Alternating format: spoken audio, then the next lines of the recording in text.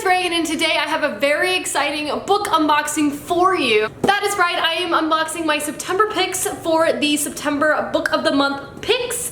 And thank you so much for Book of the Month for working with me for this video. If you guys are not familiar, Book of the Month is an amazing book subscription service. Essentially, every month they curate and pick 5 hardcover new releases from a variety of different genres. They then send you a list of those picks with all the reasonings behind why they were chosen, with mini reviews and also some thoughts behind the book.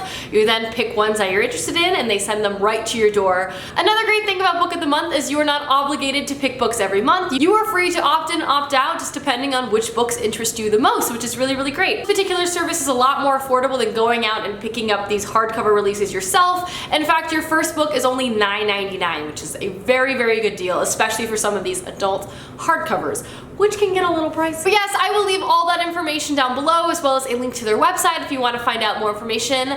Go check it out down there. But let's go ahead and start with the unboxing, because I'm really excited, because one of the picks that I could pick from this month was one of my most anticipated books of the year. So to say I was excited is an understatement. But let's go ahead and dive right in. The first thing you see in the box is this really awesome Book of the Month tote bag. I love the navy and the white. I'm also always just on the hunt for grocery bags because I live in a city now without a car, so girlfriend's gotta lug her groceries home. Hey. Next up comes all of the books, and I really love how they're packaged. They're like in saran wrap, which really ensures that there's no damage to the books as they're making their way to your home, which is always the worst sometimes with ordering books on the internet. Sometimes they come battered, but not these. These are beautiful. So the first book I picked up was Sourdough by Robin Sloan. And you might actually already be aware of Robin Sloan, as he's also written Mr. Penumbrum's 24-Hour Bookstore, which I've already read and really, really enjoyed. And this is his newest novel, which literally speaks to me on so many different levels. Like, I could talk about this book all day. So this follows our main character, Lois, who is a software programmer, who basically spends her day programming robotic arms. However, she gets into bread baking. Essentially, one night she gets a sourdough self-starter pack, which is used to, start your dough to rise. And she gets really, really into it. And she starts to discover that in creating bread, it kind of gives her a new source of creative outlet. But beyond that, it also starts to kind of introduce her to this wild world where bread faces start appearing in her loaves. To hear that this novel has a bit of an interesting kind of mystical, magical turn to it is not surprising, as Mr. Penumbrum's 24-Hour Bookstore also had this technology turned passion turned kind of a magical element to the story as well, which really just intrigues me even further. On top of this, the reason why I was so excited about this book is that I also have a bread baking hobby, and I've been slowly getting more and more into it. Bread is something that I just really like to make. It's really, really fun, and it's a creative outlet for myself personally. So when I found out this book followed a woman who works kind of in a 9-to-5 sort of situation, but then comes home and makes bread, I was like, yes, this is what I want to read. And so I'm just really excited about this. Also, this cover's great. It's hilarious. I'm gonna show you a close-up of it. It is a sourdough loaf designed like a UFO. I would love a sourdough loaf to abduct me, just saying. And of course, with this book, as with all of the books, comes a bookmark that is hand-signed by one of the judges that picked this book to appear as one of this month's selections.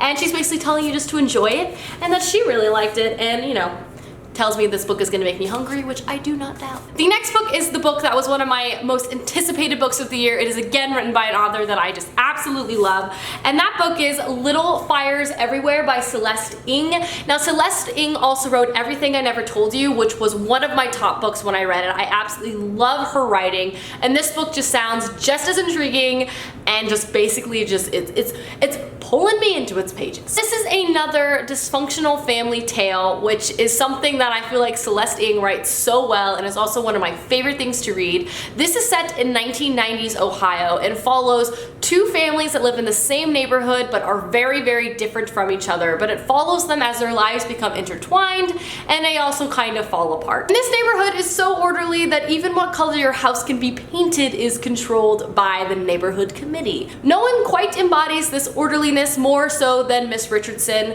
who is a household owner on this street. Her life philosophy is playing by the rules. She likes everything to be orderly, neat, organized, and just basically as expected as one can think of it to be. be. Her life is definitely disrupted and her family's life is definitely altered when Mia Warren rents a house from the Richardson family. Mia Warren is a single mother and moves into this house with her older daughter Pearl. She is basically the opposite of the Richardsons. She's artistic, she's loud, she's outgoing. She definitely doesn't like to fit in a box. These two family lives become very intertwined when the children of the Richardsons kind of get drawn to Mia Warren's more outgoing ways, and that kind of sets the story in motion. Like I said, I really love Celeste Ng's first novel that I read, Everything I Never Told You, which also centered around family drama. This sounds like this is going to be an amazing sophomore novel from her, and I honestly cannot wait to dive in. I love Celeste Ng, and I think her writing is superb. Again, it comes with a bookmark from one of the judges that picked this book to be included this month. And she says this novel is about family, fulfillment, and the price of community, and honestly, that is all I need to hear. And the last book I picked from Book of the Month is Emma in the Night by Wendy Walker. Now this is a thriller novel that really, again, caught my eye. Again, this centers around a dysfunctional family unit, and this is a story centering around two sisters that disappeared. However, one night, 3 years later, one of the sisters returns. And the return of one of these sisters basically opens up not only old wounds of what initially happened when the tragedy occurred, but also introduces that the sister, Cass, who returns, story seems to have a lot of holes in it, which kind of reopens the investigation to what happened on that night 3 years ago. This story has a dual perspective. We follow Cass, one of the sisters who returned, and we follow her in flashbacks both in the present, post her return, and before it happened. But we also follow an FBI agent who's basically trying to figure out what actually happened on this night.